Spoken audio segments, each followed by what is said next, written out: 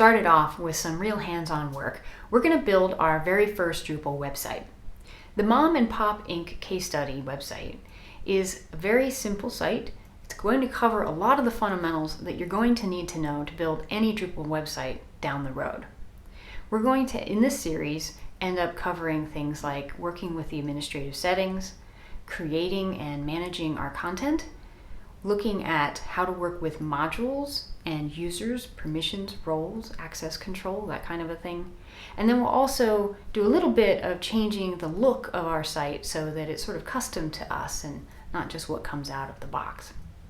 So in this lesson, what we're going to do is take a look at the case study. We're going to look at the Mom and Pop Inc. site that we need to create and understand the needs for the client.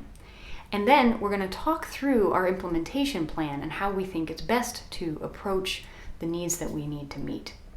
So let's go ahead and get started and see what this Mom and Pop Inc. site needs to be all about.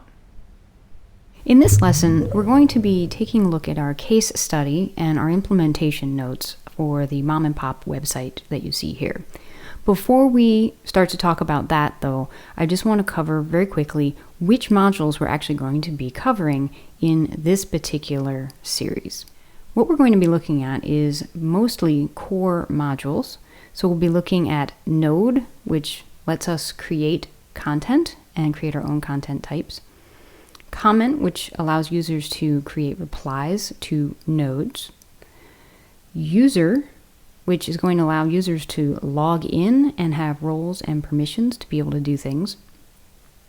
The block module adds dynamic sidebars and other sort of supplementary content around the main content on your site.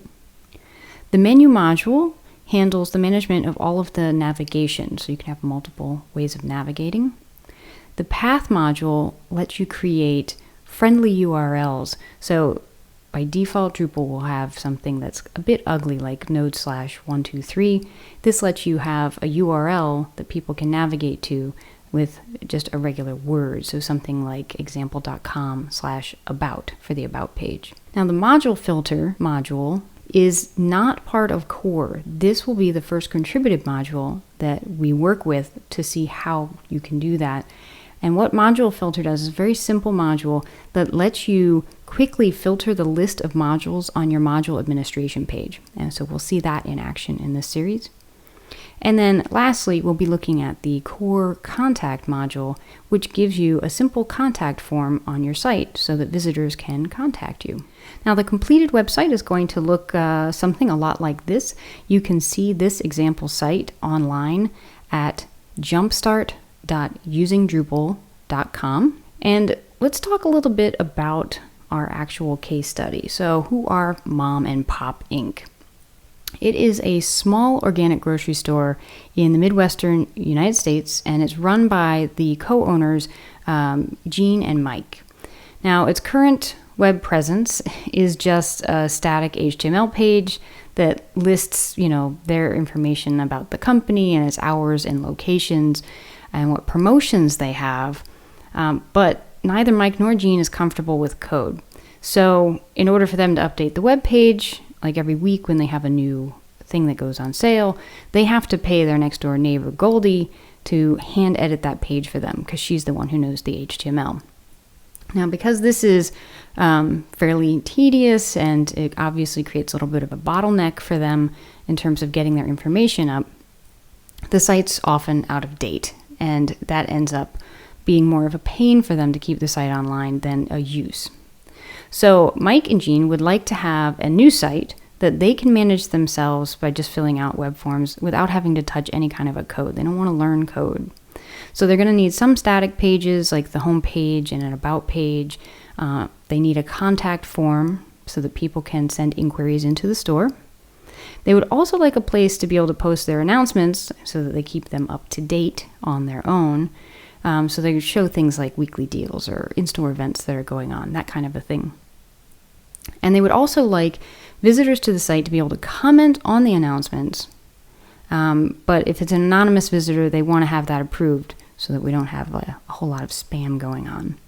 So now neither Mike nor Jean is very technical, and they don't know anything about the code side of things. So they also need to have a simple place to keep track of what they're doing. They just want to work on the content. They don't want to have to play around with the whole kit and caboodle here. So, and last but not least, they also want to make sure that they have some basic branding on the site, like their logo, so that, it's obvious that it's the Mom and Pop Ink shop. So their friend Goldie, who's been helping them with the static website, has been playing around with the Drupal stuff, and so she's going to try to recreate the site for them and make a better site for them using Drupal.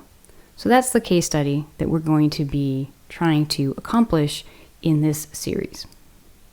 So let's talk a little bit about how we're going to approach that, just from a very, very high level. All of the functionality that's required for the Mom and Pop Ink site is provided by Drupal core. So all of the stuff that gets downloaded when you just download Drupal from Drupal.org is Drupal core, without any contributed modules involved. So Drupal's node module, as we covered in the list, is going to let us create various types of content on the site. It comes with some that are default, including static pages. So that's going to be great for like our home and about pages that we need to create.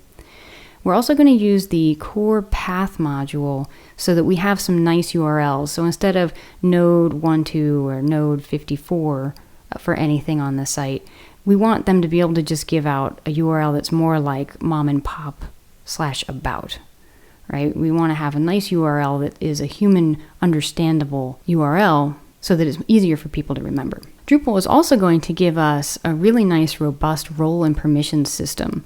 So we can use that to separate out Goldie's tasks, because she's going to be doing actual website maintenance, administering the guts of the site running. But Mike and Jeannie don't need that. They just want to manage the content on the site. They don't want to have lots of other things about how to administer the site overall. And then they can have a separate role from just our customers on the site, who we don't necessarily want them to really do much on the site, but we do want them to be able to leave comments, and so they're going to have to be able to interact with the site in some way. And roles and permissions are going to help us delineate those things. We also have some nice built-in administrative tools, such as the dashboard and shortcut modules, which will let us create a tailored administrative interface for Mike and Jean so they don't need to deal with everything you can administer on the site. Drupal core also comes with a module called Contact, and that can be used to build a nice simple contact form for the website. And we can have different categories for that. So if it's, marketing or what's on sale, whatever kind of categories you would like the email, those emails can go to different people. And then finally, for the announcement section, what we're going to do is we can see that the default article content type that comes with Drupal core will work really well for that need. So we're going to go through all of these needs that we have and build them out with Drupal core, and in the process get a really good grounding in the basics of building a site with Drupal and what pieces are coming with core. And this will be a nice foundation to build on in future series when we start to add more and more contributed modules to create more and more complex sites. One last thing to note before we dive into this series is that you should have a Drupal site installed. So you want to install the source code that we've provided with the series, and when you go through the installation process, you want to use the standard installation profile. So you're just installing any Drupal site that out of the box, this is just Drupal core. You don't need to use any of the particular installation profiles for other chapters in the book. Once you have that set up, that's where we're going to be starting to dive in and learning how to build a site with Drupal core.